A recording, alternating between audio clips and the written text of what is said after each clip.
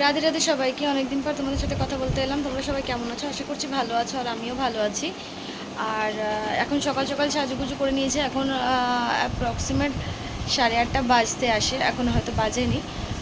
আর আজকে হচ্ছে গিয়ে রবিবার। আর আমরা আজকে যাচ্ছি বড় মার দর্শনে। তো ভাবলাম সকাল থেকে ব্লগটা শুরু করি। চলো সাথে থাকো, দেখতে থাকো। আর আমরা সারাদিন কী করি। ওখানে তো ভিতরে তো ফোন নিয়ে অ্যালাউ করে না। ইনফ্যাক্ট ওখানে পুজো দেওয়ার প্রসেসটা একদমই আলাদা রকমের। ফোন তো যাই হোক, আগে একরকম আর এখন।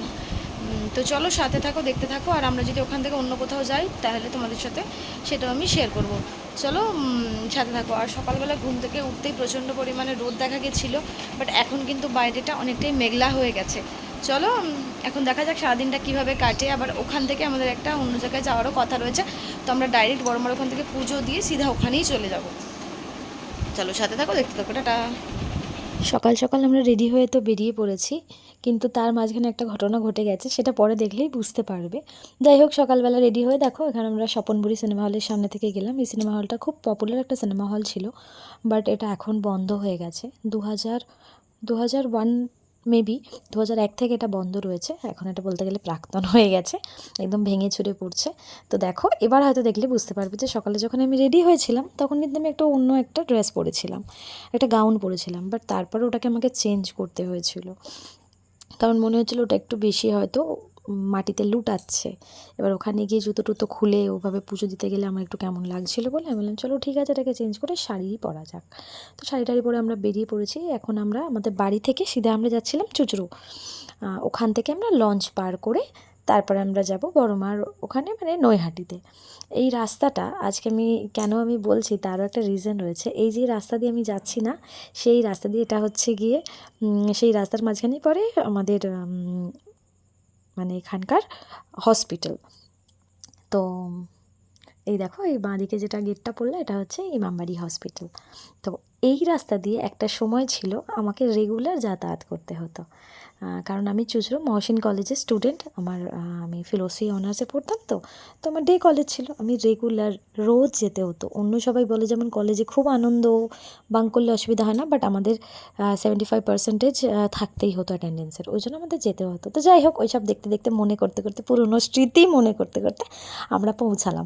এ দেখো আমরা লঞ্চ ঘাটে পৌঁছে গেছি। ফার্স্ট টাইম জীবনে যখন আমি এই লঞ্চ ঘাটে এসেছিলাম, আমি জানতাম না তখন এখানে যে আসতে গেলেও আমাদের টিকিট লাগে। তো আমাদের তখন একবার ধরেছিল, তো তারপর আমরা আবার টিকিট কেটে সেই টিকিটটা আমরা দেখিয়েছিলাম। আমি বুঝতে পারিনি তখন, আমরা মানে একদমই অজানা, সবে সবে কলেজ আসা শুরু করেছি। তো এই সব স্মৃতিগুলো আবার করে আসছিল মাথায়, ভালো লাগছিল, আবার মনটা একটু খারাপও করছিল। তো দেখো যাই হোক, এইসব করতে করতে আমি লঞ্চ পার করে চলে বসেছি। এইবার এই লাইনটা হচ্ছে গিয়ে বড়মার লাইন, অনেকটা দূর পর্যন্ত।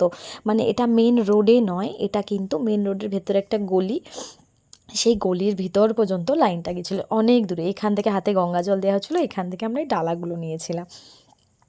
তো এখানে এখানে মানে ডালা নেওয়ার প্রসেসটা হচ্ছে কি, তুমি ডালাটা নিতে পারো, ওখানে তোমার জুতো টুতোগুলো খুলে রাখতে পারা যাবে।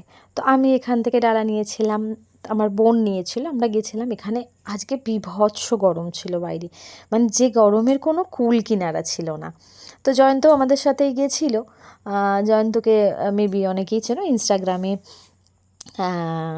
ওকে অনেকে হয়তো চিনবে, আবার জানি না, বা অনেকে নাও চিনতে পারে। যাই হোক, এই দেখো এত সব লাইন দিয়ে অনেক যুদ্ধজাহাজ করে আমরা বড়মার মন্দিরের গেটের সামনে পর্যন্ত এসে গেছিলাম। এই দেখো বড়মা লেখা রয়েছে, বড়মার একটা ফটো লাগানো রয়েছে। ভেতরে কোনো ক্লিপ নিতে দেয় না জানো তো, কোনো ছবিও নিতে দেয় না।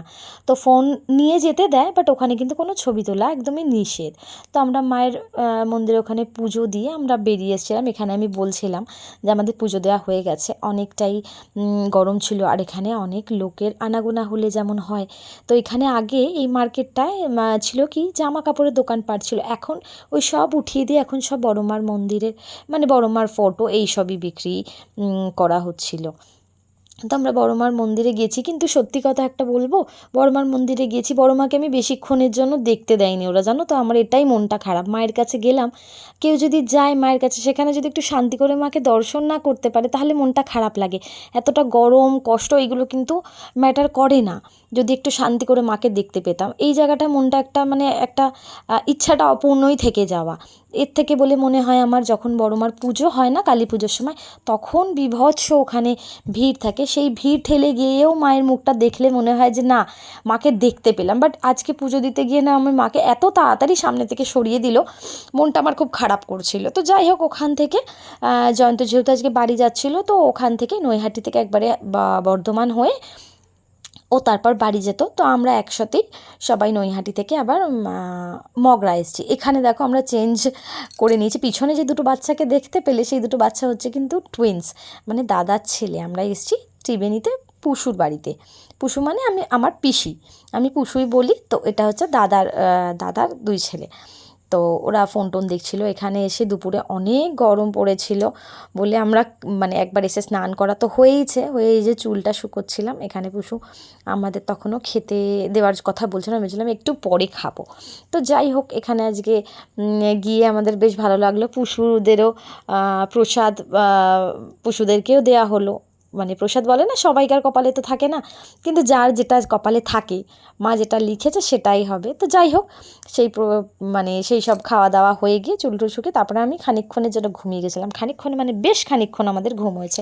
এখন 5:20 মতন হয়ে গেছিলো। তো বোন ডেকে বললো চলো এবার ওঠো।